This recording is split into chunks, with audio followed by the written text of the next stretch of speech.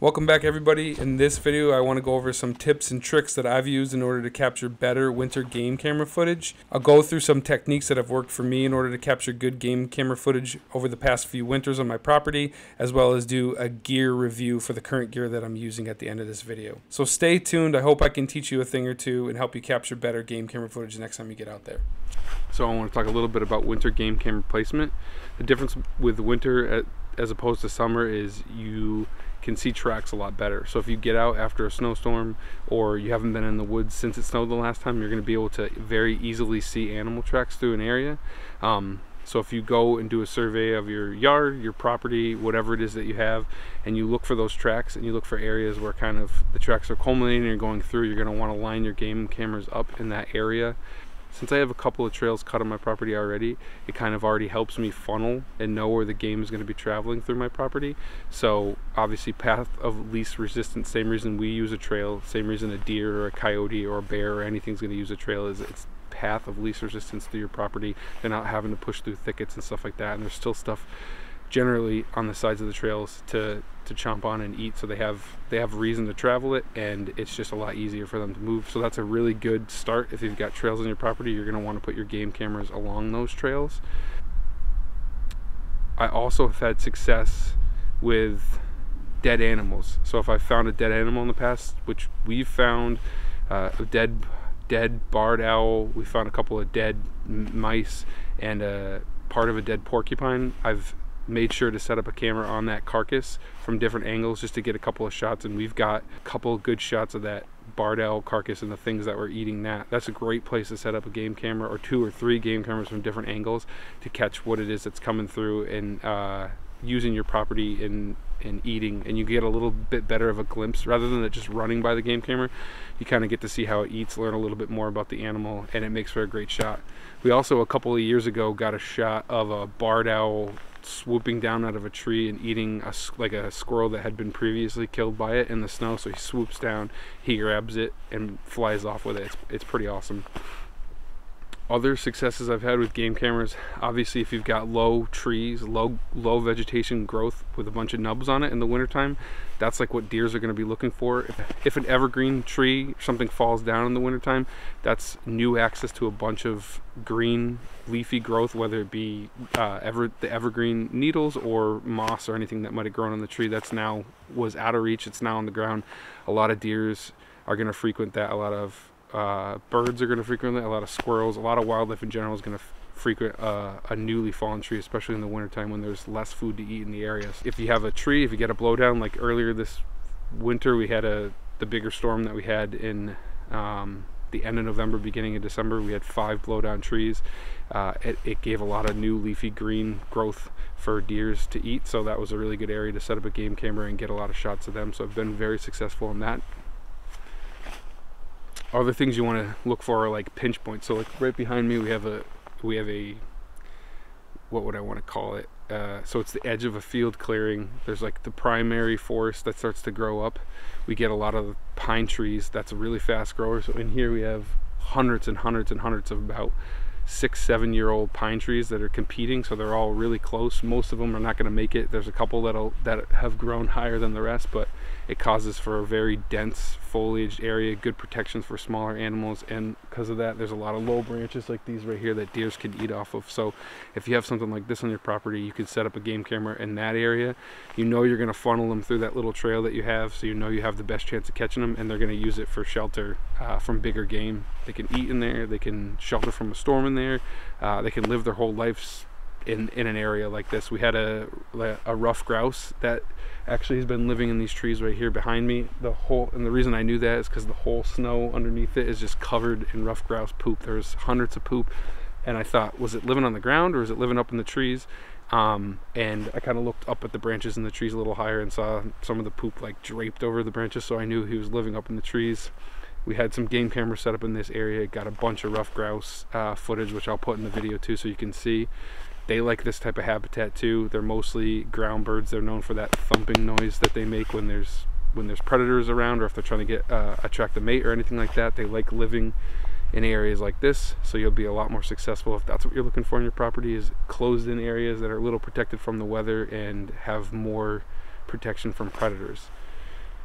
Other places that we've set up game cameras that we've been overly successful, I've used a salt lick once to set up. Not my favorite type because it's going to attract more animals that you don't really want. You are going to get deer, but you're going to get anything because all animals need salt. So you're going to attract bears to an area, you're going to attract coyotes, you're going to attract the gambit of all that.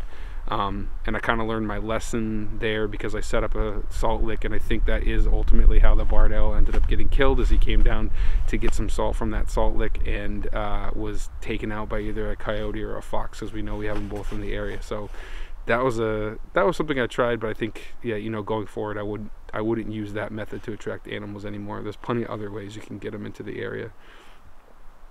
It's also good to know in the wintertime, since you're following animal tracks, you can kind of get relatively like a routine of an animal. A couple of years ago we were tracking a porcupine through the property, and we were able to see where his den was and where he ate, which was like a spruce or fir tree.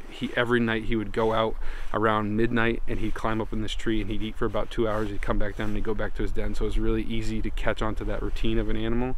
So if you wanted to know where that animal was that entire winter, I knew that somewhere between 11 p.m. and 3 a.m. he was going to be leaving his den and doing that trail. So I was able to get some pretty excellent footage. I'll leave a link to the video that I filmed about that porcupine specifically down below or up here somewhere on the screen. That was filmed over the course of 2 weeks, and we were able to get that porcupine. We captured 2 weeks of his life and what he did. It was really cool to see that. Basically, if you want to start using game cameras on your property, just get out there, set them up, put them in an area, see if it's successful, and then over the course of time move them around and get that habitat that you have down to where the animals are going, where they're traversing. You'll get a good idea what's on your property, and you'll kind of have a great like catalog of the wildlife you have, and the longer you do it, the better you're going to be at it. So I suggest to start, go ahead and grab like 1-2 game cameras off of Amazon, set them up in an area, leave them for a couple weeks, see if that's successful, and keep moving it around. And over the course of a couple months, you're going to get that routine of animals, and you're going to get to see what kind of fauna you have on your property. The only other thing I can say is less is not more for game cameras. So if you're going to do it, I would go with a cheaper game camera version. I'll show a couple models that I use at the end of this video, but I would definitely buy a couple of game cameras, right? Spend around $50 to $75 on the game cameras, especially till you decide if you like it or not.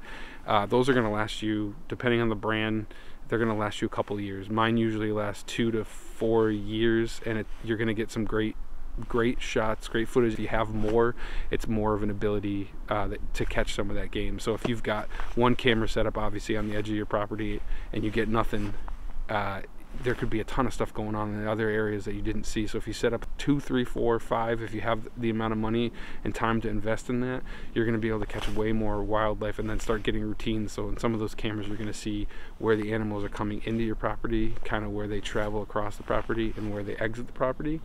And you're just going to be able to build up a better knowledge base and better film base of the animals you have on your property. A lot of animals we've noticed have been very routine driven. So like whenever we get a bobcat, it'll usually come to the property somewhere in the range of every 6 to 10 days when he's hunting in this area, if this is part of his range. And he'll almost always go over the rock wall that we have on the east side of the property, and he'll travel in a diagonal line straight through this pine forest that you see here, up the hill, and through the other little pine forest we have over there, and exit across the west side of the property. And because of that routine, if you have got cameras set up, you can get some really good footage over time. You know, first pass you catch them, second pass you set those cameras up in that area, and you can get a really good shot. Another thing people don't talk about a lot with game cameras, because for the majority of the uses of them, that is for hunting. So a lot of them set up a game camera in an area. You're trying to figure out where the deers or the game is in your area so you can hunt them. I like it for the photographic aspect, so it's really important to set up your camera with a good field of view, right? So you don't just want this like barren shot halfway on the ground and you get part of a deer's head. You want to set it up so you have a nice composition for the photo when you get the animal coming into it, and then something to kind of keep them in that area so you can get a really good shot of them over time. That always makes for the best videos of animals, is if you set that composition up just as if you're taking a photo of your family or of a landscape or whatever it is. You want to think about that when you're setting your game cameras up as well. yeah, and then it's trial and error, right? So setting up, getting better at it, and over time you're going to get some great shots of animals on your property, some stuff that you can be really proud of. That's basically it. At the end of the video, I'll cover the game cameras that I use and kind of the pros and cons about each one of them and what I would recommend people to buy. If you have any questions, definitely leave them down in the comments section. If there's anything that you want me to talk about or adjust in a further video, leave it down there. If you had a favorite animal shot, leave it in the comment, let me know. And if you like this video and you like the content I'm putting out, definitely it would be very much appreciated to like the video and subscribe to the channel for further updates. Appreciate everybody's support with the channel so far. It's been crazy. It's been more than I had expected. So yeah, very, very appreciative of that. And I thank everybody. If you do like the channel, I'd really appreciate it if you gave it a like and a follow. Thanks everybody, and cheers. Okay, so I want to give you a recommendation of what my favorite game camera currently is. I use the Mid-Ice P60 trail camera, which I've picked up on Amazon from anywhere from $37 to $75, which is a pretty reasonable price tag. It shoots in 4K video, and I completely recommend getting a camera that shoots in 4K because you're going to get some great video and you're going to be able to take stills off that video too, so you don't have to shoot in photo and video. You can shoot video alone and get good stills. It takes 8 AA batteries. These batteries last anywhere from a month to a year depending on the temperature and how many videos it's taking. They're really easy to use. They can shoot photos and videos or both. It has an infrared sensor on it, so it'll turn on at nighttime and capture motion just the same as it does during the day, but with an infrared sensor.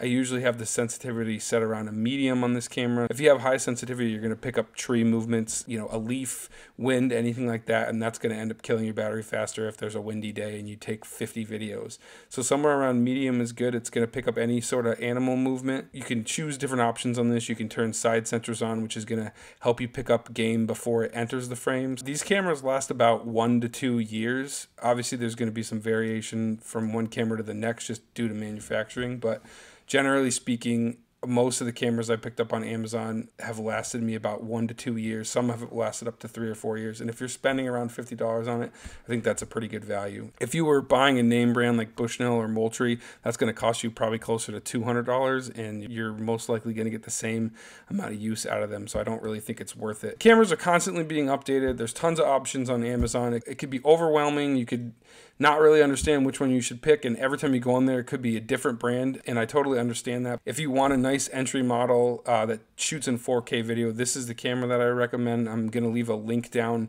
in the description of this video to Amazon. That's going to take you to the camera that I use here. You're probably going to want a couple of memory cards with it because you'll fill these up, and what I've learned from shooting is it's easier to bring an empty memory card with you when you take out the memory card, so that way you don't have to come back or have downtime with the camera until you re-put the memory card back in. So you want a couple of memory cards, couple of cameras to get started. That's my recommendation. Plenty of options online, but this is a good starter model that I feel has a fair price point and good longevity. If you have a favorite game camera or you think I'm missing something or overlooking something here, just leave me a comment down in the comment section.